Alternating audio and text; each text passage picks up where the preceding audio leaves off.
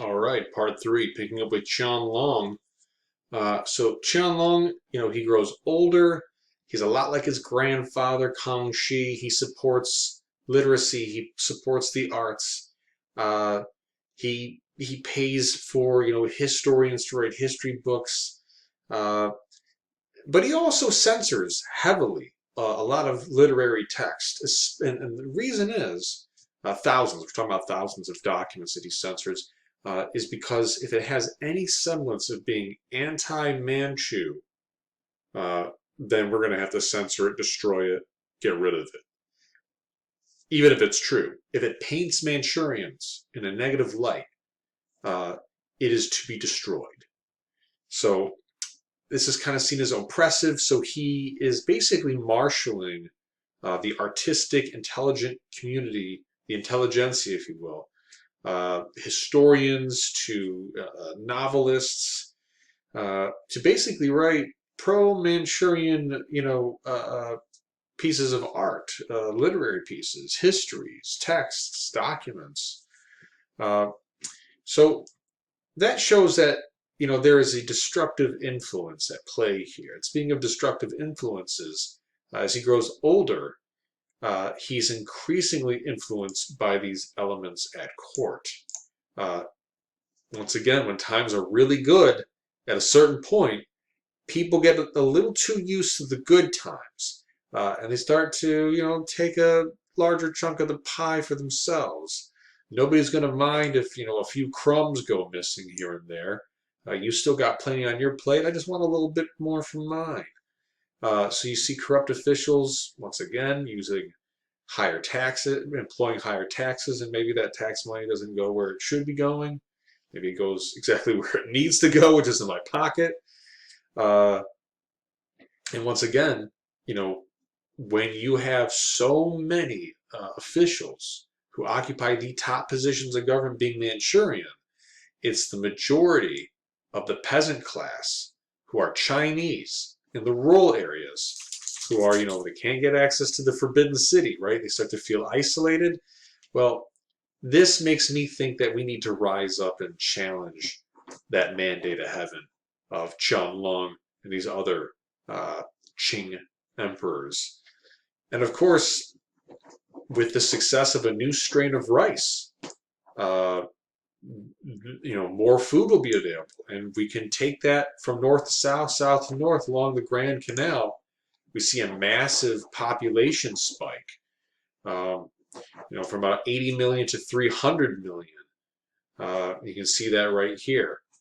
From 1700 to about 1800 in a century, we're talking with massive, just absolutely massive growth here. Uh, and so, what winds up happening with that population growth is that, well, and even though there's more food for people to eat, there's less land that's available for the average farmer. So when taxes hit, they seem to hit them really hard. So this is going to lead to some unrest here. This is going to lead to some unhappy peasants who are experiencing lack of available land. A lot of population growth, right, leads to land pressure, which leads to economic pressure, since there's so much emphasis put on the farmer in this culture. In Confucian ideology, the farmer is, this is part of being Junshi, an ideal man. You are a provider for your family. You're the head of your family. You replenish the soil and the earth. You create a product that feeds people. It's not just your family, but everybody else. So the farmer is something of an exalted position, although they're certainly not treated that way in reality. Philosophically, they're treated well, but in reality, not so much. We'll talk a bit more about that when we get to the merchants and trade. So as a result, the peasants aren't happy. They're going to challenge the mandate of heaven through a nice peasant uprising. This leads to the White Lotus Rebellion. So this bears a lot of, comparison to the Ming Dynasty and their decline. The only difference here is that the Qing will be successful in suppressing the White Lotus Rebellion, this peasant uprising. But it's expensive, and that is going to drain and weaken the dynasty. And this is at a time when Europe is really on the rise. They're seeking more trade, they're seeking to have more influence, they're more capable of overseas travel and sustaining an interconnected, their own interconnected empires over vast swaths of territory separated by oceans. And this is happening while the Qing dynasty is becoming increasingly isolated, as the later Ming dynasty did. So the Qing government is going to sell trade privileges to the Europeans, right? Once again, we want them on Macau, just outside of Guangzhou, or Canton, as it's known. We want to limit interactions between Europeans and Chinese. We don't want Christianity to spread so much. We don't want people becoming too dependent on European goods, especially, from various groups like the British, who are increasingly becoming more and more powerful and influential.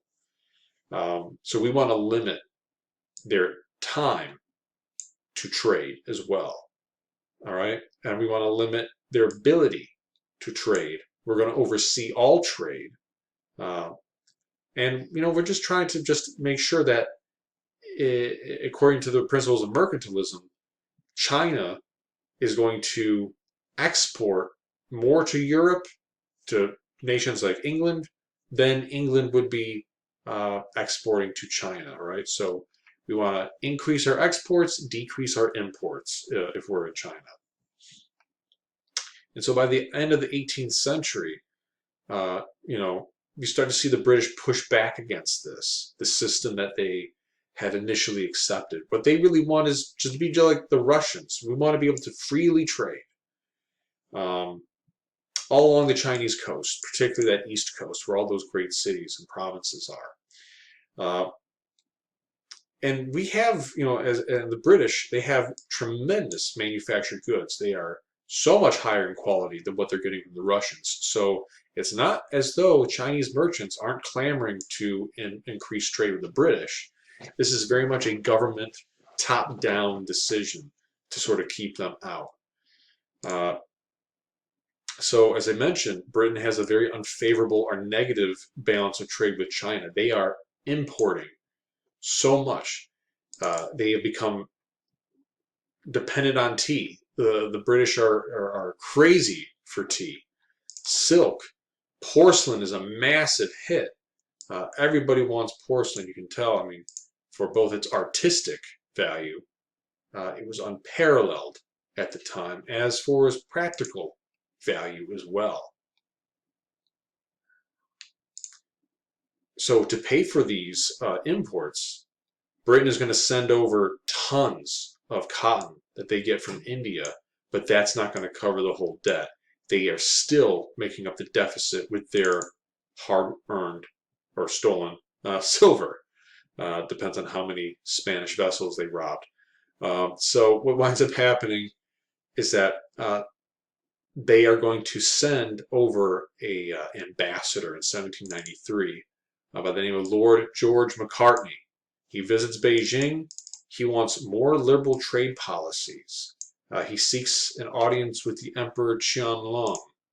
But Qianlong, as you can see from this, how they're being depicted here, Qianlong and his advisors versus Lord George Macartney and his retinue, you can see that they are just, unimpressed, the Chinese, in regards to what the English have to offer. And you can see in this sort of political cartoon, the English are offering so many goods.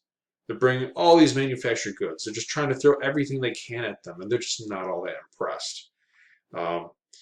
In fact, Qianlong writes this letter to England's King George III. You can find this document here, where basically, the long and short of it is, their country's manufacturers, China has no need of them, is what Emperor Qianlong says to George III. China is blessed with every natural resource you can think of. Everybody wants what China has, and we don't really much need anything that you have. because we already have it all, seemingly. And this is one reason why China has been so isolated uh, throughout its entire existence and has not participated on the grand scale until quite recently in an international context with international trade. So I mentioned, speaking of trade, economic and daily life, the farmer, according to Chinese society, right, is like the head of the family. He takes care of the family. He shows them the skill set of farming. You clearly create and grow food, especially rice. You take care of your family. So if you are to be a superior man or Junshi, you need to take care of the education of your children. Provide for all your family members' needs. Support your unmarried daughters. Take care of your elderly parents and the parents of your wife or wives. You could have a couple of them. And at the same time, because of this, it's expected that all your family members are expected to sacrifice their individual needs to benefit the family as a whole, right? Now, the merchant doesn't do that. The merchant goes away from his family. The merchant can travel and see the world. The merchant is trying to, turn a profit through trade, something that he doesn't produce, to become wealthy.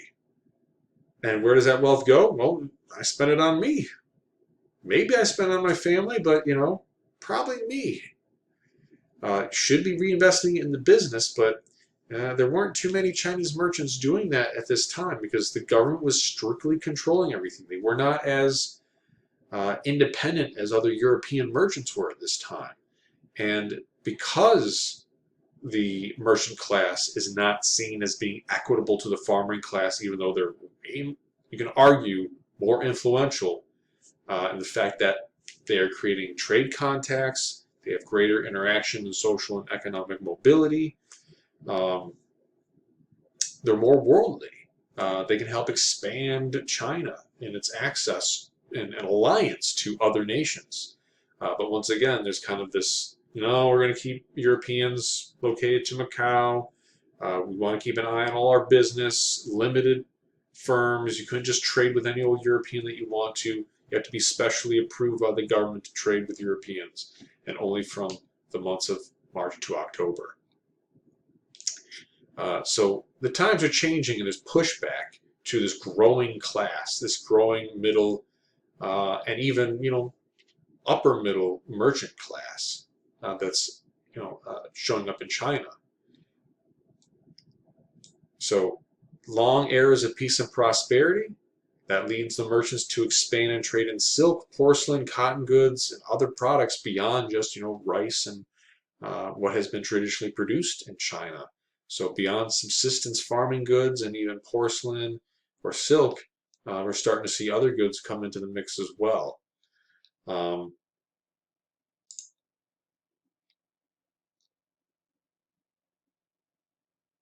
And of course, we've mentioned population pressure. Uh, you know, if you're a wealthy merchant, you're not putting money back into your business the way you normally would, the way European businessmen do at this period of time. What you're probably likely doing is you're trying to buy land, and the thing is that land is going to be really expensive because there's not a lot of it left. It's limited. And the majority is owned already by wealthy landowners. They're holding on to as much as they possibly can. So as the food supply increases and the population increases, right, we start to see that there's a lot of pressure. Okay, we're going to talk more about culture in the final part here to close things out. But just remember that, the vast majority of the people in China are small farmers who maybe they owned a small plot of land, maybe they don't. But there's not enough land to go around for all these people, and this leads to, some serious unrest. And we start to see the Qing dynasty got exploited there.